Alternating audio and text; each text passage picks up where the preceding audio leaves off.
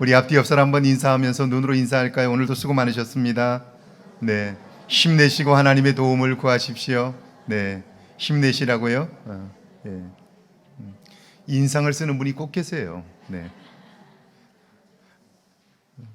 고맙습니다. 오늘 하루도 건강하게 사시고 얼굴을 배울 수 있게 되어서 진심으로 감사하고 기쁩니다. 여러분의 삶이 날마다 기쁨 가운데 거하기를 주의 이름으로 축복합니다. 여러분이 자녀를 키워보셨다면 자녀를 키우면서 아마 자녀에 대한 바람이 꼭 있었을 거예요. 내 자녀가 이랬으면 좋겠다라고 하는 그런 목표들이 있었을 텐데요. 여러분이 가지고 있었던 자녀를 향한 기대, 목표는 어떤 것이었나요? 대체로 많은 부모들은요, 자녀들이 출세하고 성공하면 좋겠다라는 마음을 가지고요, 그걸 위해서 기도하고, 그리고 그걸 위해서 끊임없이 투자도 하고, 그리고 관심 가지고 이야기도 하지요. 그런데 만약에 그 자녀가 출세를 했다고 한번 생각해 보죠. 판사가 되고 검사가 되고 의사가 되고 출세했다고 한번 생각해 보십시다. 그러면 그 출세한 자리에서 시골에 부모님이 찾아가면 출세와 성공만 가르친 그 부모, 초라한 부모를 보는 그 자식은 어떨까요?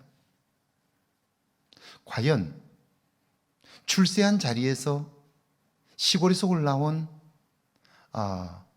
형편없는 부모님을 보고 당당하게 이분이 내 어머니라고, 내 아버지라고 친구들에게 소개할 수 있을까요? 어려서부터 성장하면서 성공하는 것, 출세하는 것, 그것만 가르쳤고 그것만 마음에 담겨 있는데, 그런데 지금 그렇게 나를 키워준 엄마 아빠는 성공한 사람이 아니잖아요. 출세한 사람이 아니잖아요. 그랬을 때 그 부모를 부끄럽다고 여기지 않을까요? 듣는 데서는 하지 않겠지만 돌아서서 저분을 나는 모른다고. 드라마에서 여러분이 보셨지만 저분은 우리 집 정원을 관리하시는 분이라고. 왜 그러는 거죠? 성장하면서 그렇게 가르친 거죠. 출세하고 성공하는 것만이 좋다고, 그것만이 가장 가치 있는 거라고 그렇게 배웠고 그렇게 마음에 담고 있는데, 그런데 정작 나는 성공했는데 보니까 내 부모님은 성공한 사람들이 아닌 거예요. 부끄럽다고 여기지 않겠어요? 내 부모를 부끄럽다고 여기는 그 자식, 그 자식이 이룬 성공은 무슨 소용이 있습니까? 그러니까 자녀를 키우면서 어떤 자녀가 되었으면 좋겠다라고 하는 바람은 누구에게나 있는데, 그 바람이 과연 구체적이냐, 그리고 정말 그것이 그 아이의 삶에 결정적인 도움이 되고 있느냐라고 하는 것을 생각해 봐야 할 거예요.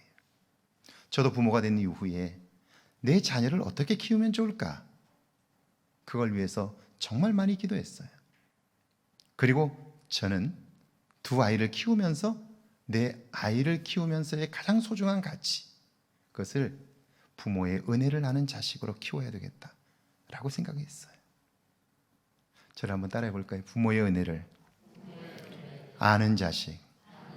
자, 부모의 은혜를 아는 자식으로 키우면 부모가 형편없이 초라하고, 그리고 외모나 그리고 지위가 형편없다 할지라도 부모의 은혜를 아는 자식은요, 그걸 볼 때마다 나를 위하여 희생한 부모님 때문에 감동이 있고 기쁨이 있을 거예요.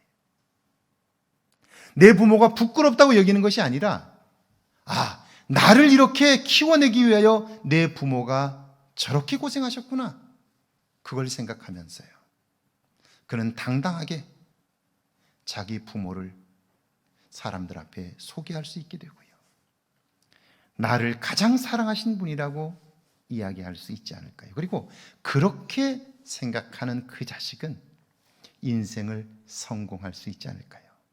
그리고 자기 삶에 만족하고 기뻐할 수 있지 않을까요? 행복한 삶을 살 수 있지 않느냐 하는 거예요.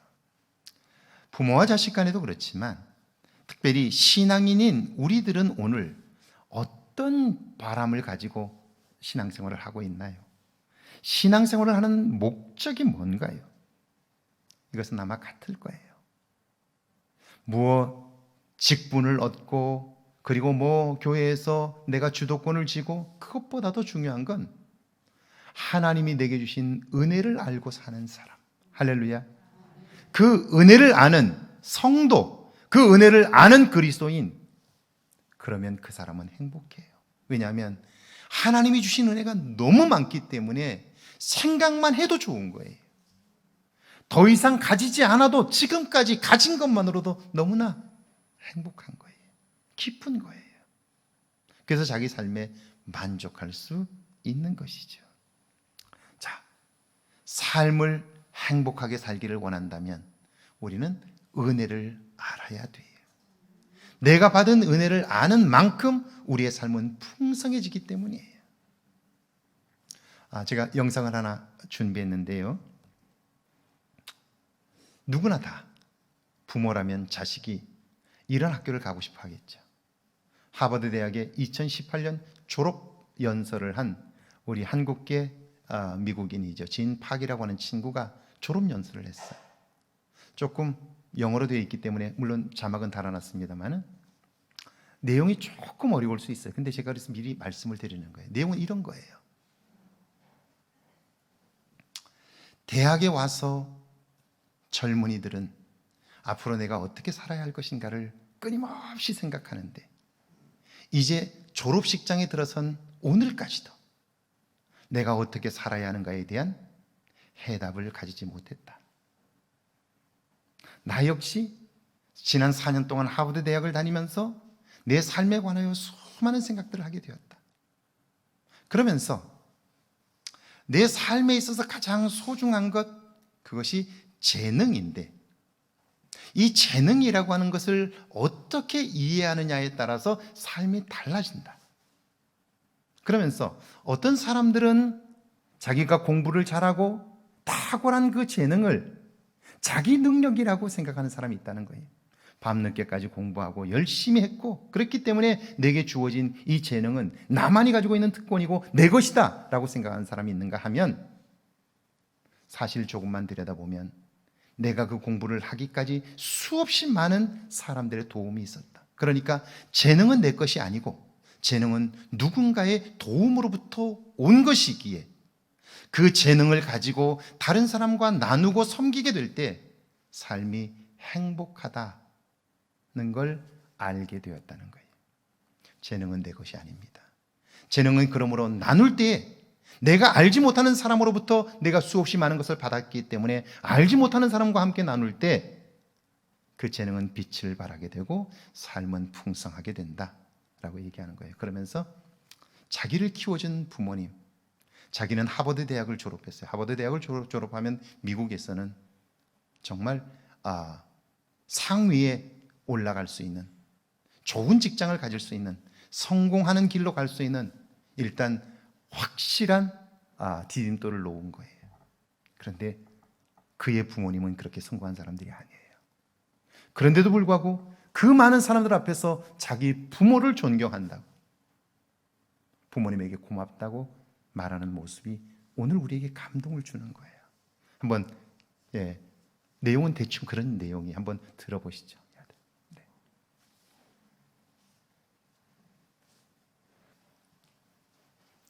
하버드 대학을 졸업하는 사람이 나는 내 실력으로 내 능력으로 졸업했다라고 생각하고 그가 사회적 성공하는 길로 갔을 때 그가 변호사가 된다면 그는 자기 성공을 위해서 수단과 방법을 가리지 않고 자기 이윤을 추구하게 될 거예요. 그러면 그의 삶은 사회적인 해악이 끼쳐지게 될 거예요.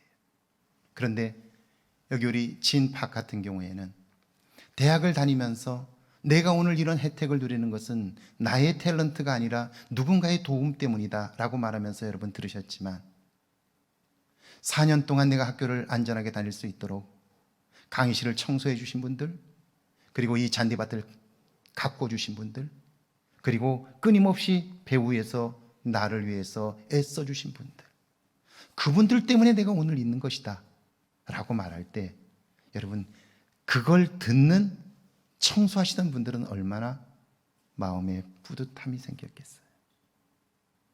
감동이 되었겠어요.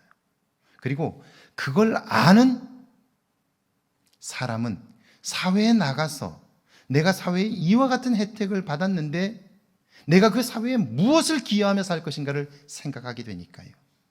그의 삶은 어디에다 갖다 놔도 빛이 나지 않을까요? 향기가 나지 않을까요? 어떤 사람을 대학에서 길러야 할까요? 우리의 자녀는 어떤 사람이어야 할까요? 지금까지 우리는 자녀를 어떻게 키웠나요? 저는 우리 지금 유럽에서 가장 유명한 선수 중에 하나인 손흥민 선수의 성공을 보면서 들었던 생각 중에 하나입니다. 그의 아버지가, 손흥민은 지금 가치로 보면 연에 1,000억 정도의 가치가 있다고 그럽니다. 실질적으로 그 이상의 돈을 벌고 있습니다. 아버지가 춘천에 손사크 아카데미를 세우면서 아들에게 이렇게 말합니다. 아들아, 200억만 주면 내가 축구 아카데미를 만들고 싶다. 자, 200억이면 그걸 은행에다 넣어두면 너와 내 자손 대대로 먹을 수 있을 것이다. 그런데 그것으로 축구 아카데미를 만들면 너와 같은 사람들을 수없이 배출시킬 수 있을 것이다. 아들아, 너와 너의 자식들이 평생 먹는 길을 선택할래? 아니면 너와 같은 사람들을, 인재를 계속해서 길러낼래? 여러분, 손흥민의 아버지의 그 말 속에는 무슨 이야기가 담겨 있냐면, 너는 네 재주로 된 것이 아니라 누군가의 도움으로 여기까지 왔잖아. 그럼 이제 성공한 너는 그걸 갚아야 되지 않겠어? 아버지의 그 얘기에 손흥민은 아버지의 말에 동의했고 200억을 들여서 강원도 춘천에 축구를 위한 전용 시설을 만들어 지금도 아버지와 그의 형이 거기서 청소년과 어린아이들, 축구 꿈나무들을 키워가고 있는데 행복하다고 말합니다. 손흥민은 한국에 들어오면 제일 먼저 그곳에 가서 그곳에서 성장하고 있는 아이들을 격려하는 일을 하고 있다는 거죠. 자, 구원이란 뭘까요? 구원이란 세상적인 가치에 묶여있는 우리들이 그것으로부터 자유롭게 되는 거예요. 이것이 구원이죠. 왜냐하면 세상적인 가치는 우리를 얽어매기만 하지 자유롭게 하지 못하기 때문이에요. 그리고 그 힘은 오직 예수 그리스도를 믿는 믿음으로만 가능한 거죠. 자, 그러니까 우리는 나라고 하는 한계를 가진 존재 안에서 잘못된 확신들을 가지고 평생을 사는 거예요. 그리고 그걸로 인한 상처들을 안고 살게 되는 거죠. 여기 제가 그 이야기를 하나 적었는데 한번 읽어볼까요? 한번 같이 읽습니다. 시작. 어느 날 원숭이 한 마리가 강가를 지나다가 물고기들이 헤엄치는 모습을 보았습니다. 그걸 본 원숭이는 발을 구르며 안타까워합니다. 그의 눈에는 물고기가 물에 빠져 허우적대는 것으로 보였기 때문입니다. 걱정하던 원숭이는 물고기를 살려내겠다는 정의감으로 물속에 뛰어들었습니다. 그리고는 물고기들을 건져 모래사장으로 집어 던졌습니다. 한참 후에 강 밖으로 나와 보니까 물고기들이 모두 죽어 있습니다. 그는 한숨을 쉬며 말합니다. 내가 조금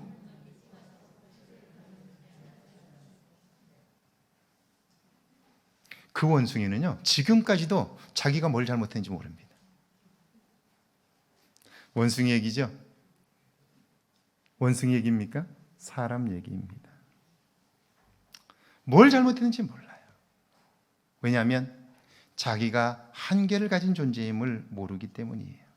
자, 그러니까 우리가 예수를 믿어 그리스도인이 되었다면 이제 우리가 지향해야 할, 우리가 바라보아야 할 목표는 자유한 삶인 거예요. 그리스도 예수로 말미암아 모든 묶여있는 것으로부터 자유롭게 되기 때문에 이제 우리는 그 자유를 누릴 수 있어야 하는 것이죠. 밑에 한번 읽어볼까요? 함께 읽습니다. 고린도 교회의 구성원들은 다양했습니다. 지혜 있고 유능하고 부유한 사람이 있는가 하면 가난하고 배움이 적으며 심지어 노예들도 있었습니다. 유대교인이었다가 이방인이었다가 그리스도인이 된 사람도 있었습니다.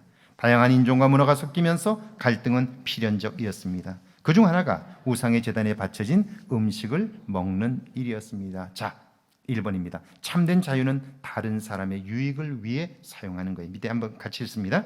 그리스도인에게는 먹고 마실 자유가 있습니다.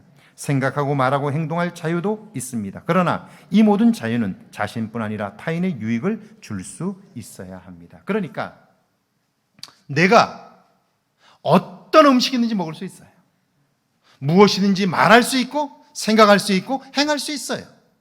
그러나 내가 할 수 있다고 해서 다 하면 문제가 생겨요. 왜냐하면 내가 원해서 하는 그 일들이 누군가에게 상처가 되고 누군가에게 힘겨운 일이 되고 힘든 일이 된다면, 아픔이 된다면 그것은 유익한 일이 아니기에 그것은요, 나 스스로 온전한 자유, 더 큰 자유를 위하여 포기할 수 있어야 한다는 거예요. 그게 자유한 자의 삶인 거예요.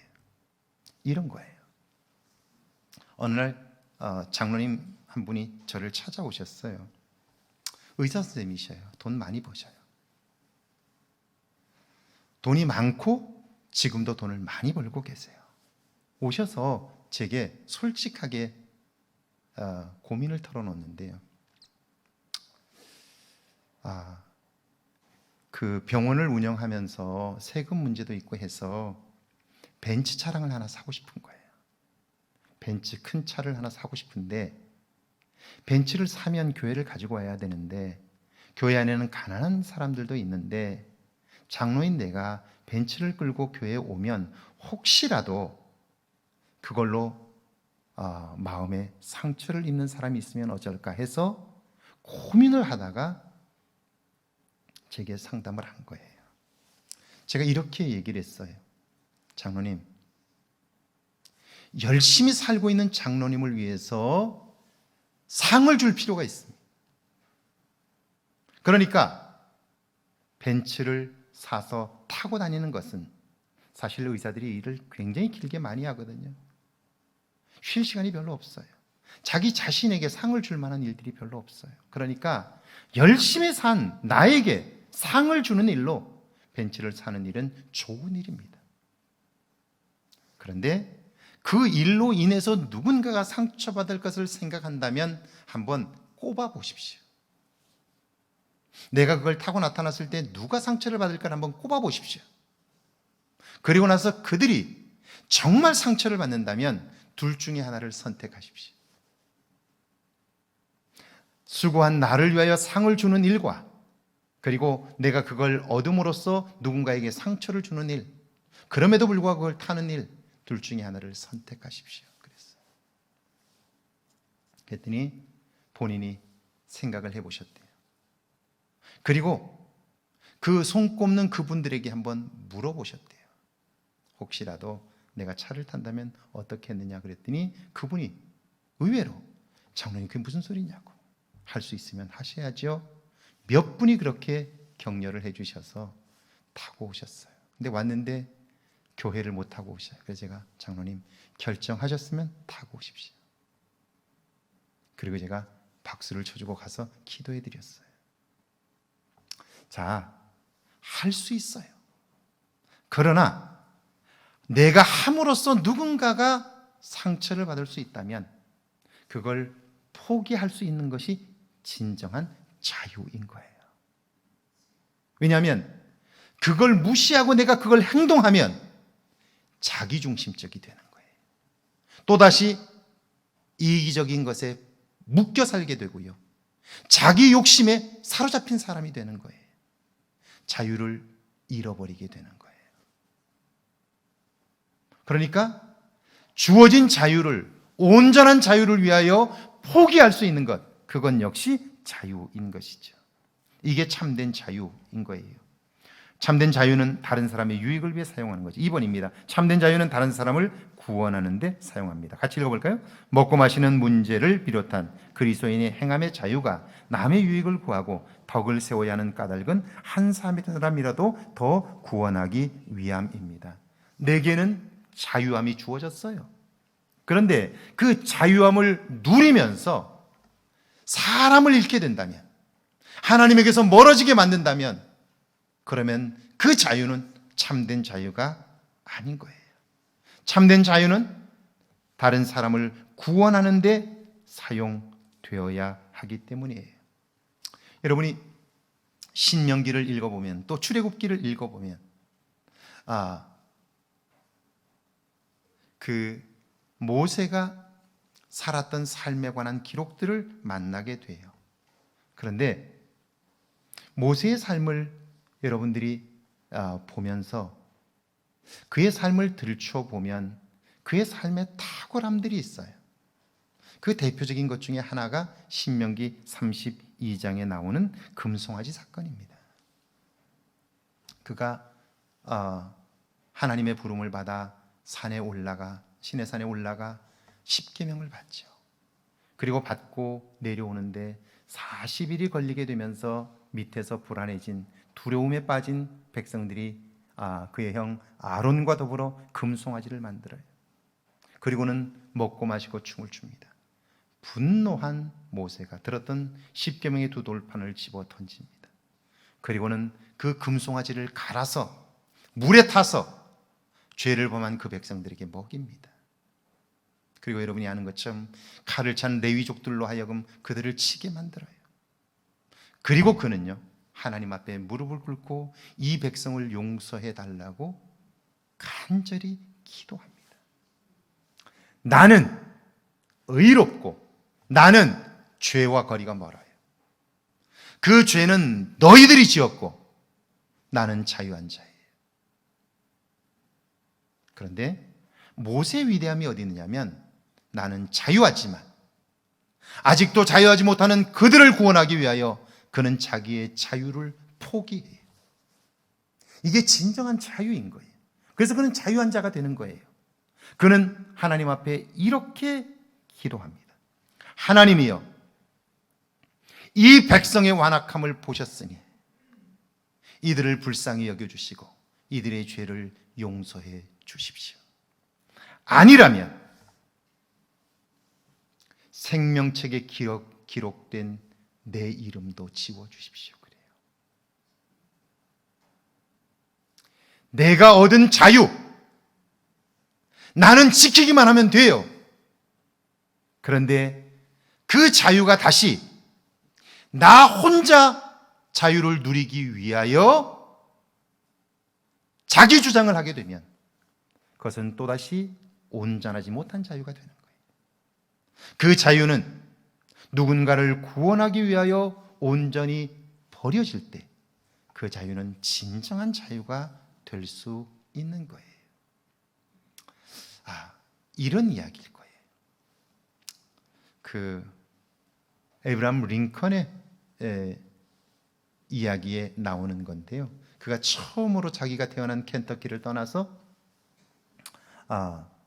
조지아주를 지나서 그 아래쪽에 있는 그 시골 주들을 돌아다니다가 그 당시에 노예 시장에 가서 보게 돼요. 사람들이 막 모여 있는데 흑인 노예들을 세워놓고 흥정을 하는 거예요. 입찰을 하는 거죠. 뭐 100불 그러면 105불, 110불 이렇게 막 하는 거예요. 흑인 여자아이 하나가 올라왔어요. 그러면 그 당시로 보면 가치가 얼마 없어요. 사람들이 50불, 55불, 60불 이렇게 불러요.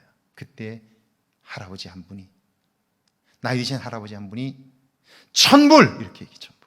사람들이 다 깜짝 놀래요. 그 어린 흑인 소녀를 1000불 주고 살 필요가 없어요. 써먹을 데가 없어요. 그러니까 사람들이 다 포기해버려요. 할아버지 나와서 1000불을 주고 그 소녀를 데리고 와요. 데리고 와서는 이렇게 말합니다. 이제 너는 자유야. 네가 가고 싶은 대로 가. 마음대로 가. 그리고 그를 도와줘요. 자유하게. 그는 자유지요. 이젠 자유를 얻었어요. 그런데 그 소녀가 이렇게 말해요. 저는 이제 제 자유를 지키기 위하여 어른의 종이 되겠습니다. 보세요. 나는 자유를 얻었어요. 그런데 그대로 밖에 나가면 나는 음식의 노예가 돼야 돼요. 뭐해 먹고 살 거예요? 일의 종로로 타면서 살아야 돼요. 자유는 있지만 또다시 삶의 종노릇을 해야 되는 거예요. 구속당해야 되는 거예요. 그런데 그 어른과 함께 살면 나는 그분의 종이지만 이제 그분의 도우심 안에서 나는 진정한 자유인의 삶을 살 수 있게 되는 거예요. 그분의 종이 되면 먹는 것으로부터 자유로울 수 있어요. 사는 것으로부터 자유로울 수 있는 거예요. 진정한 자유는 이런 거예요. 참된 자유는 다른 사람을 구원하는 데 사용하는 거예요. 3번이죠. 참된 자유는 하나님의 영광을 위해 사용합니다. 같이 읽어볼까요? 그리스도인은 하나님의 은혜로 사는 사람들입니다. 그 은혜를 받은 사람은 그 은혜에 보답하고자 자기에게 주어진 자유를 그분의 영광을 위해 사용해요. 그러니까 내게 주어진 자유, 내가 할 수 있는 권한들이 있어요. 그걸 하나님께 돌리는 거예요. 나를 위하여 사용하지 않고 그걸 포기하고 하나님께 돌려드리게 될 때 그 자유는요, 하나님의 손에 붙들려져서 내 삶을 풍요롭게 하는 거예요. 여러분이 하나님을 창조주라고 믿는다면, 아멘이시죠? 하나님을 창조주라고 믿는다면, 그렇다면 여러분의 입술은 누가 다스려야 할까요? 하나님이 다스려야죠. 내가 하고 싶은 말을 하는 사람이 아니라 그게 자유가 아니고 내가 하고 싶은 말을 하면 상처가 나요. 말이 썽이 나요. 문제가 생겨요. 내가 살고 싶은 대로 살면, 행동하면 그것은 문제가 생겨요. 과거의 옛 습관대로 살 수밖에 없어요. 나를 또다시 얽어매게 돼요. 그러니까 하나님이 나를 창조하셨다면 이제 그 하나님을 나의 아버지라고 믿고 예수를 믿는 믿음으로 구원받았다면 이제 내 입술은 그분의 다스림을 받아야죠. 그럴 때 비로소 내 입술은 자유할 수 있어요. 내 행동은, 내 삶은 그분의 다스림을 받을 때에만 온전히 자유할 수 있는 거죠. 자, 그래서 구원의 열매인 자유, 바르게 사용해야 하는 거예요. 자, 1번이죠. 자유, 유익한 일에 사용되어야 합니다. 23절과 24절입니다. 함께 읽습니다. 모든 것이 가하나 모든 것이 유익한 것은 아니요. 모든 것이 가하나 모든 것이 덕을 세우는 것이 아니니 누구든지 자기의 유익을 구하지 말고 남의 유익을 구하라. 모든 것이 가하나 자유를 얻은 거예요. 자유가 주어진 거예요. 말할 수 있어요. 행동할 수 있어요. 내가 하고 싶은 대로 할 수 있어요. 그러나 모든 것이 가하지만 그것은 남을 이롭게 하는 곳에 사용되어야 해요. 왜냐하면 그래야 그 자유가 온전해지기 때문이에요. 사람들은 자유를 방임과 혼돈해서 착각해요. 내 마음대로 하는 걸 자유라고 생각해요. 그렇지 않아요. 진정한 자유는요, 절제되는 거예요. 포기되는 거예요. 그럴 때 그 자유는 빛이 나고 온전한 자유가 될 수 있는 거예요. 여러분이 자녀를 키워보셔서 아시지만 청소년 시절에 아이들이 원하는 대로 한번 놔둬보세요. 어떻게 되나요? 이걸 자유라고 생각하는 분들이 계세요. 그렇지 않습니다. 그게 자유가 아니에요. 자유란 훈련되지 않으면 그 자유는 방임이 돼요. 자기 마음대로 하는 것이 되고 말아요. 그리고 그의 인생은 엉망이 되고 마는 거죠. 자, 두 번째죠. 자유, 하나님이 기뻐하시는 일에 사용되어야 합니다. 31절 같이 읽어볼까요? 그런즉 너희가 먹든지 마시든지 무엇을 하든지 다 하나님의 영광을 위하여 하라. 무엇을 먹고 마시느냐, 여기에 우리는 온통 신경을 다 써요. 오늘 점심 뭐 먹지? 오늘 저녁 뭐 먹지? 아이고, 먹고 싶은 게 없어. 온통 여기에 관심이 다 있어요. 그런데 여러분 꼭 기억하셔야 돼요. 뭐 먹지? 먹을 게 없어. 정말 먹을 게 없나요? 아니에요. 음식을 많은데 입맛이 없는 거죠. 우리는 돈만 있으면, 음식만 있으면 마음대로 먹을 수 있다고 생각했어요. 그런데 실제로 살아보니까 어때요? 먹을 게 풍성해지고 나니까 입맛이 없으니까 못 먹겠는 거예요. 맛이 없어요. 먹고 싶질 않아요. 땡기질 않아요. 그러니까 돈으로 음식은 살 수 있지만 돈으로 입맛은 살 수 없다는 걸 알아야 돼요. 그래야 입맛을 주실 수 있는 분, 그분 안에서 우리는 자유할 수 있는 거죠. 그래서 무엇을 먹을 거냐? 여기에만 생각이 집중된 사람은요, 음식에서 벗어나지 못해요. 그런데 음식은 입맛이 없으면 먹을 수가 없어요. 그러면 입맛은 어떻게 돌아올 수 있을까요? 입맛이 돌아오는 방법은 간단해요. 내가 사랑하는 사람과 먹으면 입맛은 금방 돌아와요. 누구와 먹으면요? 누구와 먹으면요? 사랑하는 사람과 먹으면요. 좋아하는 사람들과 함께 먹어보세요. 음식이 뭐냐는 중요하지 않아요. 내가 좋아하는 사람과 함께 먹으면 기쁨이 그곳에 있어요. 그러니까 무엇을 먹느냐에만 우리는 계속해서 관심을 가졌어요. 그리고 좋은 걸 먹기 위해서 우리는 열심히 성공해야 된다고 가르쳤어요. 그런데 음식을 살 돈이 충분해지니까 입맛이 없어지는 거예요.